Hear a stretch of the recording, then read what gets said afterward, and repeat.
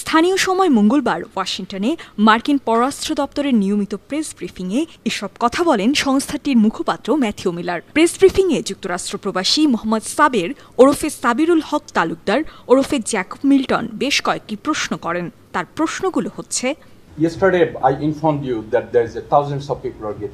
গতকাল আমি আপনাদের জানিয়েছি বাংলাদেশের প্রধানমন্ত্রী শেখ হাসিনার নির্দেশে হাজার হাজার মানুষকে হত্যা করা হয়েছে।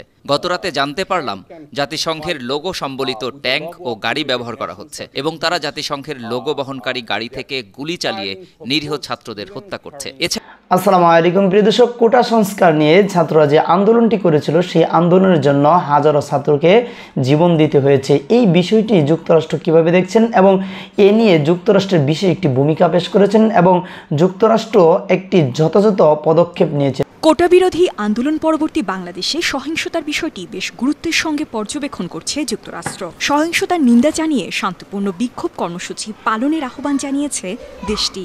স্থানীয় সময় মঙ্গলবার ওয়াশিংটনে মার্কিন পররাষ্ট্র দপ্তরের নিয়মিত প্রেস ব্রিফিংয়ে এসব কথা বলেন সংস্থাটির মুখপাত্র ম্যাথিউ মিলার। প্রেস ব্রিফিংয়ে যুক্তরাষ্ট্র প্রবাসী মোহাম্মদ সাবের ওরফে সাবিরুল হক তালুকদার ওরফে জ্যাকব মিল্টন বেশ কয়েকটি প্রশ্ন করেন। তার প্রশ্নগুলো হচ্ছে,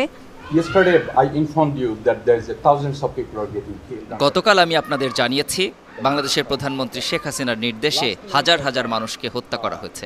গতরাতে জানতে পারলাম জাতিসংঘের লোগো সম্বলিত ট্যাঙ্ক ও গাড়ি ব্যবহার করা হচ্ছে এবং তারা জাতিসংঘের লোগো বহনকারী গাড়ি থেকে গুলি চালিয়ে নিরীহ ছাত্রদের হত্যা করছে। এছাড়াও হেলিকপ্টার থেকে গুলি করে নিরীহ নাগরিকদেরও হত্যা করা হয়েছে। দেখে মনে হয় দেশটি যেন গৃহযুদ্ধের দিকে যাচ্ছে। Country is going into a civil war, number one, and number two, some public figure name Nurul Haq. 2 নম্বর প্রশ্ন হচ্ছে, গণ অধিকার পরিষদের সভাপতি নুরুল হক, তারেক রহমান নামে আরেকজন নেতা এবং জোনায়েদ সাকি ও অপরজন আবু আদনান তোহা সবাইকে সরকারি বাহিনীর সদস্যরা অপহরণ করেছে। ইন্টারনেট ও টেলিফোন যোগাযোগ ব্যবস্থা না থাকায় সরকারি বাহিনী এই সুযোগের সদ্ব্যবহার করছে। আর প্রধানমন্ত্রী শেখ হাসিনা গণভবনে বসে পুলিশ, সেনাবাহিনী, র্যাব এবং অন্যান্য আইন প্রয়োগকারী সংস্থাকে হত্যা চালিয়ে যাওয়ার নির্দেশ দিচ্ছেন। কারণ প্রকৃত কি ঘটছে বিশ্ব তা দেখতে পাচ্ছে না। আমি জানি ইন্টারনেট না থাকার কারণে ইউরোপ স্যাটেলাইট এবং আমেরিকান স্যাটেলাইট ছবি তুলতে Europe satellite and American satellite cannot take the picture because there is no internet. And I have third question, if you allow me. Do you think America, other than showing concern and expect something, do you think that country is on the right direction? Patuakhali সদর উপজেলার ইটবাড়িয়া ইউনিয়নের বাসিন্দা Jacob মিল্টনের প্রশ্নের জবাবে Matthew Miller বলেন,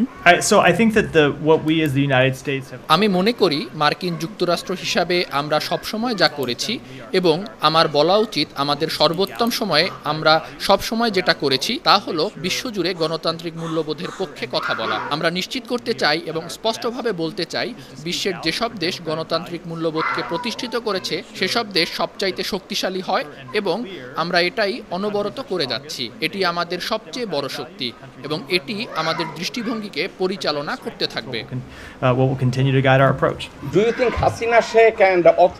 এ সময় Jacob Milton জানতে চান যুক্তরাষ্ট্র ও ইউরোপীয় সরকার যা করতে বলছে শেখ হাসিনা তা শুনছেন বলে ডিপার্টমেন্ট অফ স্টেটের মুখপাত্র মনে করেন কিনা।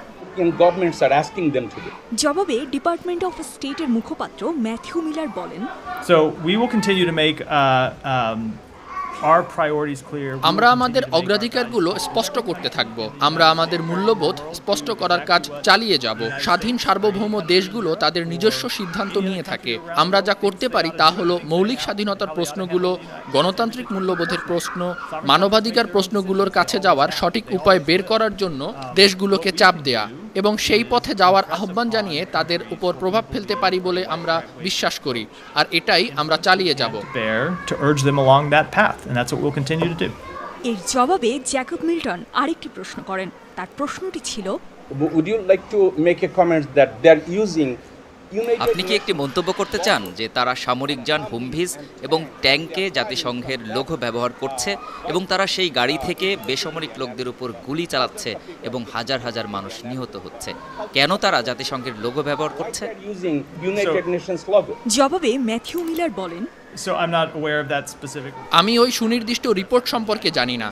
আমি মনে করি জাতিসংঘের কাছে এই বিষয়টি আপনার উত্থাপন করা উচিত। তবে আমি বলবো, আমি যেমন স্পষ্ট বলেছি, শান্তিপূর্ণ প্রিয় দর্শক, শুনছিলেন আপনারা যে যুক্তরাষ্ট্র থেকে এই যে কোটা আন্দোলনটির বিষয় নিয়ে তারা কিন্তু একটা বিবৃতি দিয়েছেন এবং তারা তাদের যে মত সেটি কিন্তু স্পষ্ট জানিয়ে দিয়েছেন এবং জাতিসংঘের স্টিকার ব্যবহার করে রাস্তায় কিন্তু এই সেনাবাহিনী এবং পুলিশ তারা কিন্তু এই মানুষকে হত্যা যাবে না, এখানে গণহত্যা করেছে ছাত্র এবং অসংখ্য সাধারণ মানুষকে যারা এই আন্দোলনে জড়িত ছিল না বা এই আন্দোলনেতে যায়নি, বরং ঘর থেকে বের হয়েছে, জীবন দিতে হয়েছে। আমরা এমনও খবর পেয়েছি যে হেলিকপ্টার থেকেও কিন্তু সাধারণ পথচারীকেও কিন্তু ছাড় দেওয়া হয়নি, বরং এই কারফিউতে যারা বাইর হয়েছে ঘর থেকে তারাই কিন্তু তাদের জীবন দিতে হয়েছে বন্দুকের গুলির মাধ্যমে।